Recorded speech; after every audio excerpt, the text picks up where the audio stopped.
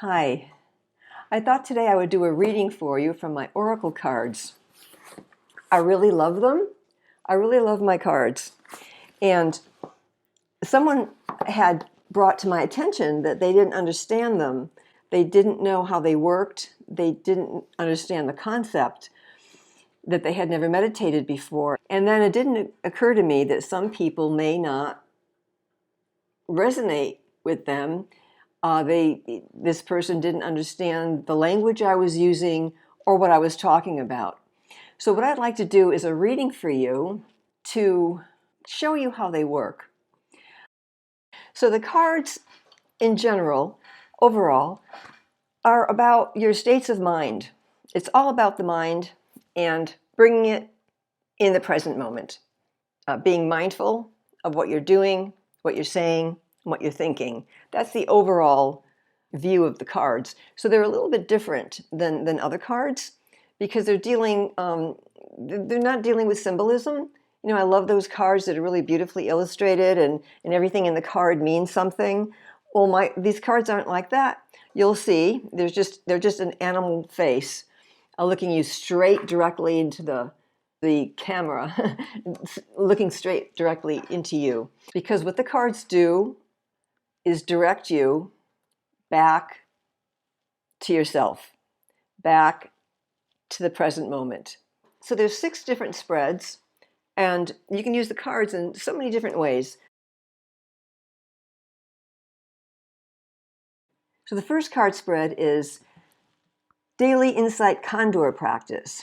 So you just pick a card for that day and you apply the practice throughout the whole day with your interactions with people, or, just with your own self, and you do the meditation.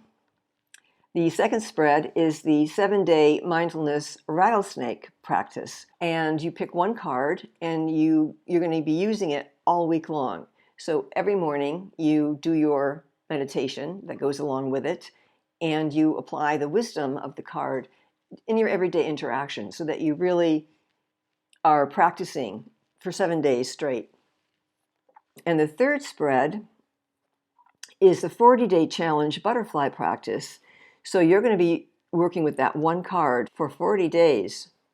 So Yogi Bhajan, who is the founder of Kundalini Yoga, who brought it to the West, he says that when you practice anything for 40 days, it takes 40 days, he says, to break a habit, to repattern the brain. So 40 days and you're really good to go. So then we have different practices. We have 6 altogether. So they come in a nice little box here.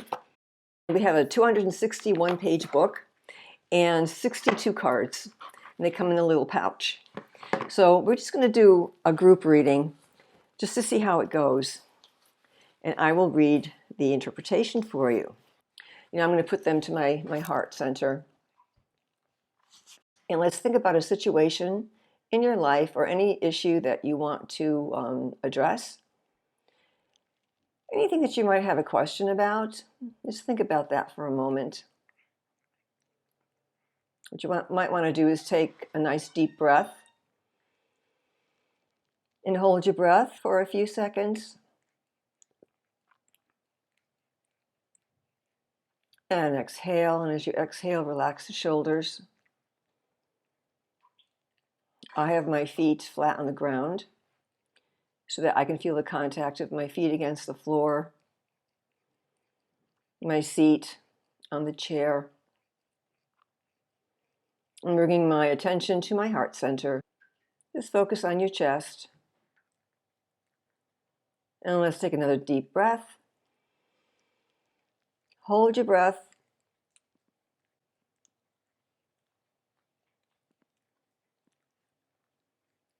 And exhale through the mouth.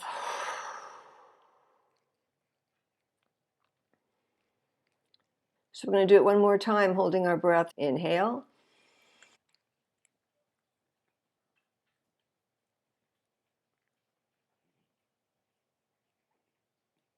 And exhale through the mouth.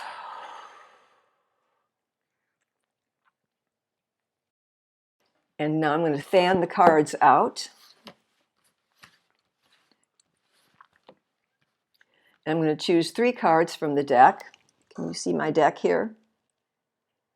Okay. This will be my first card here. Put it to the left. And this will be my second card here. Put it in the middle.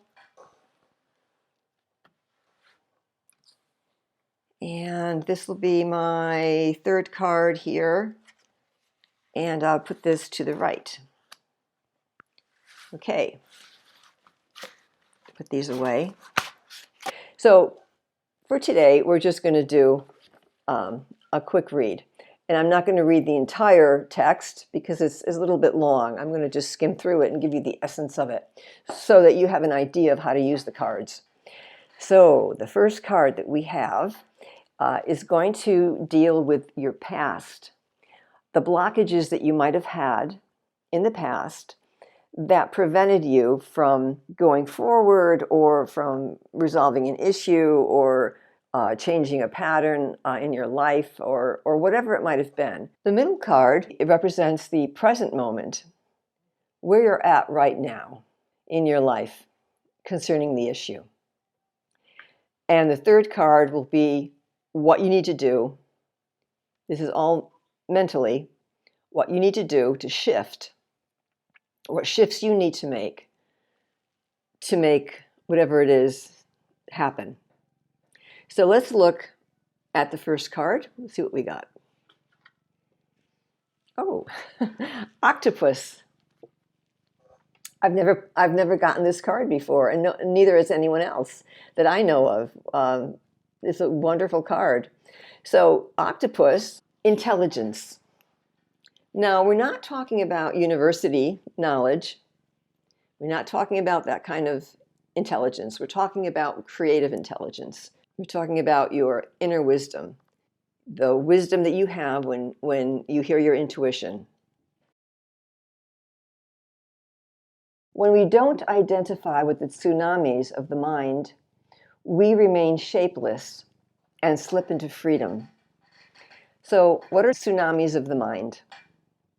Muji Baba uses that phrase. I like it. I love Muji Baba. Well, it's when your mind is just so wrapped up in whatever your issue is. You think about it all the time. You worry about it. You're constantly talking about it.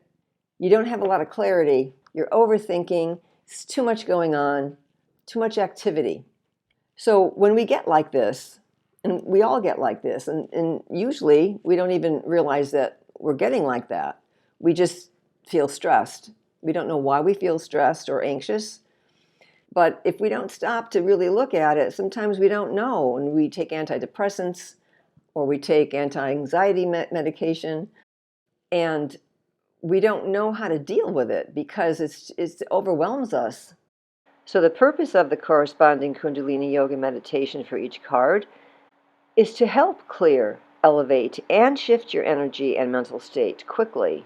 So tsunamis are when you're overwhelmed and you're not allowing yourself to hear your own intuition. Octopus knows her 50-pound body can slip through a 2-inch opening into freedom. They can actually do that. Their big bodies can make themselves slip into this little tiny opening. So we can remind ourselves not to get caught up in the overthinking of the mind. And when we don't, that's when we slip into freedom. Think about when you go on vacation, and let's say you're real stressed out and you can't wait to get to where you're going so you can relax. And so you finally reach your destination and there's a beautiful lake and there's a forest and you just go, ah. What are you actually doing? You're letting go. And yes, being in nature, of course, certainly helps. And of course, water has a really cleansing and relaxing effect on our bodies. So yes, the lake helps and the forest helps, but that release is coming from you. You're the one that's letting go. If you're stressed out, you're going to be stressed out no matter where you are. The lake is not going to make a bit of difference. So the initial letting go is you. And I remember when I used to smoke cigarettes, and I used to smoke when I was angry, and I would smoke when I was upset. And I used to think that it was the smoking that relaxed me. When I was stressed out, grab that cigarette. And I realized it wasn't the smoking, it was the breathing. So when I quit and I would be craving a cigarette, I would just breathe. And I would pretend I was smoking. And I would just go,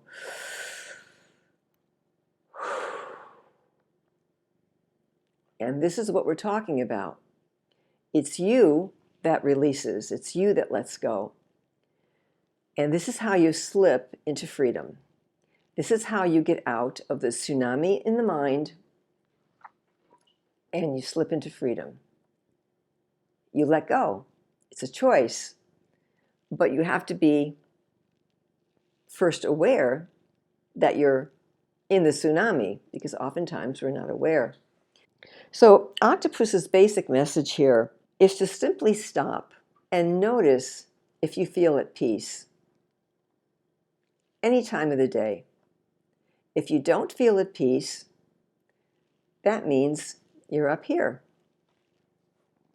When you're here, you will feel at peace. So you have to remind yourself. Create a life free of unnecessary turmoil. Expand out from your heart center. Experience the expansion and become the vastness. So when you let go, there's a vastness that you feel. There's an opening. You don't feel as confined and tight. Same thing when you're at that lake in the forest. When you first arrive, you feel that vastness. And that vastness is inside of you once you let go. So where are you today? Present moment. What card do we have here? Cricket. Agreement.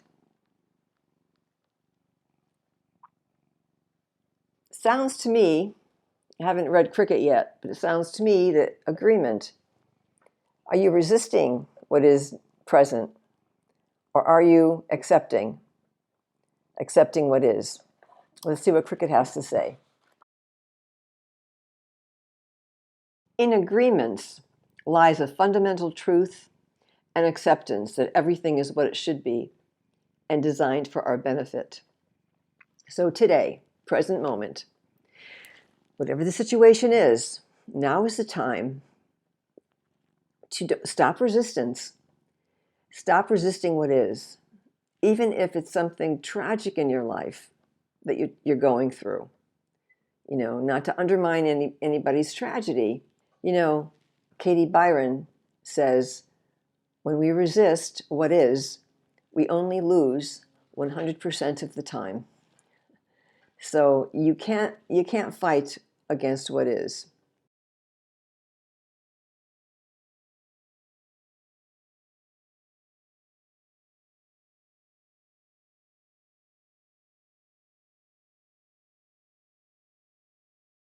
So we hear Cricket's rhythmic lullaby in the quietude of the night. She participates in the melodic agreement of the natural world. Here, no one has hierarchy over another. Okay, no competition, no putting ourselves above or below another person. Jealousy, fear, righteousness, and competition are non-existent. Absent is anger, hatred, and conflict. Absent in nature is what we're saying here. It doesn't exist in nature. Everything is harmonious. So we can bring this baseline into our human lives. We view everything from our own perspective, from our own filters, from our past experiences, from our own judgments and our own opinions, and we think we're right. Our assumptions, 99% of the time, are wrong, and we don't know. We don't know that. We're so sure that we're correct. We can't ever know what another person's thinking, and we can't imagine that we think that we do know. See things as clearly as possible. by questioning everything that you're thinking. And usually, what we see in others, we're just seeing ourselves. Everyone is a mirror. If we think someone doesn't respect us, it's most probably you not respecting yourself, not feeling worthy, not feeling deserving. So we project it outward. So we need to look at ourselves. Whatever you're reaching for now, whatever you're trying to accomplish, keep a gentle hold on it, but don't think that things should be different than they are. Obstacles may come up in your way, or things may not pan out as you had planned, but don't think like, well, no, it shouldn't have gone that way, it should have gone this way, or this shouldn't be happening now. Everything fits in. Okay, everything fits in. Be in agreement with everything that is. Know that the universe is with you, not against you. Now, how do we move forward in the future? Well, let's see what we have here. Mountain goat, balance. Okay, in the past, perhaps you were caught too much up in with the tsunami. You needed to release and to let go and to be more heart-centered. In the present moment, now you find yourself in whatever situation that we create everything with our actions, thoughts, and words. And now, with all of that, we proceed in perfect harmony and balance. Maintain your grip during calamities. Immerse yourself in being while doing, and you'll arrive. What does that mean? What Mountain Goat is saying is not to be scattered and to proceed with whatever you're doing, do it with your fullest self. You're proceeding through all of your activities through here, maintaining that peace and that ease. So Mountain Goat's footing is focused and stable. So she maintains her grip while climbing precipitous rocky cliffs. Her secret? Soft, pliable pads on the bottom of her feet prevent her from falling. So what does that mean? She's flexible. She's grabbing those rocky moments in her life with flexibility. She maintains her balance. She survives harsh conditions, keeps moving, and never looks back. We can't look back now on what we didn't accomplish or wanted to accomplish or things that didn't pan out the way we wanted. No time for that. Wherever you are, you start there and just keep going forward. So climbing across the craggy rocks, she knows that she's safe from predators. So what are the craggy rocks? The craggy rocks are those difficult times in our life. And the predators are our negative emotions. So we need to be careful that our negative emotions don't devour us during hard times. We must remain pliable and not slip through the crags so adversities will not defeat us. So Mountain Goat spirit animal says if we proceed from the still spot, we will land in perfect balance and alignment with our goals. What does that mean? Again, the still spot is in your heart center. It's the stillness that you feel at the lake. It's that stillness that you feel when you let go. And so, you're always coming back to the breath. You're always coming back to the heart center. You're always letting go and allowing your heart to lead you. Stay focused as you pass through the hardships. Don't lose your grip on your goal. Don't look back. Don't look forward. Proceed from the still spot. How do you do that? You come back to your breathing. It brings you right back. You just take your breath, hold it, and then release it. And always, all of the cards bring you back to the center, because so often we're pulled away and we don't even realize it. Now, There's a Kundalini yoga for each set. Let's do the one together for Mountain Goat, because we are proceeding now with our lives. Well, you can't see that. It's kind of hard to see. It is the 4-stroke breath for meditative balance. So what you're going to do is basically bring your hands in prayer pose, but your ring fingers are going to cross over, just like that. See that? So your ring fingers are crossed over and everything else is up straight.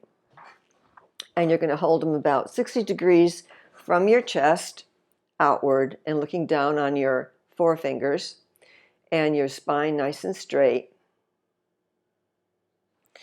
And we're going to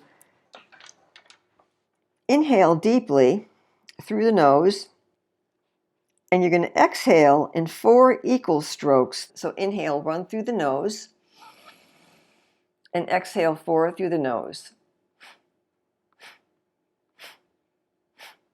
The mantra is Sa, Ta, Na, Ma, and you're going to be saying that mentally with your 4 strokes.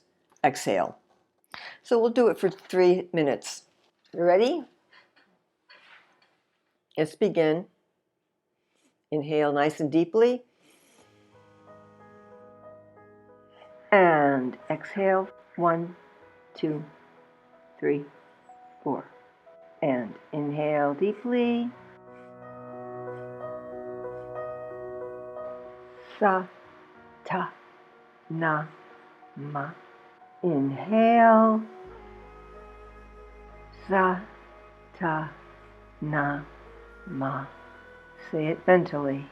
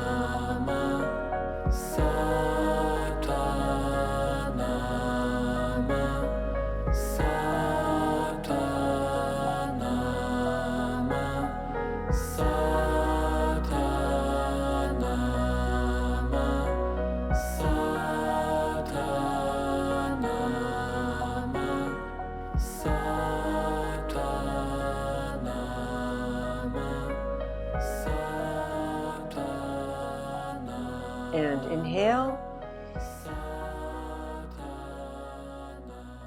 And exhale. One more time. Inhale. And exhale. And that's it. Now, I hope you did that with me and you weren't just watching me or turning the video off. But do it. Do that meditation, and it's just 3 minutes. See how different you feel, how much more energized you might feel. I feel like a buzzing right in my temple area. These pranayams, which are breathing exercises, are very powerful, and they really affect your emotions, your organs in your body. Each mantra, sound current, the words that we might be saying mentally or out loud, the mudras, the hand gestures, you're activating meridians in your fingers. Even the prayer pose is a reason why you bring your hands together. You know, each fingertip touching the other is activating meridians in the body and bring about profound effects. So when you want to regain your balance, this is a meditation for you to do. So I hope that you enjoyed that reading and understand a little bit more about how these cards work. Okay, so we'll see you again. Thanks.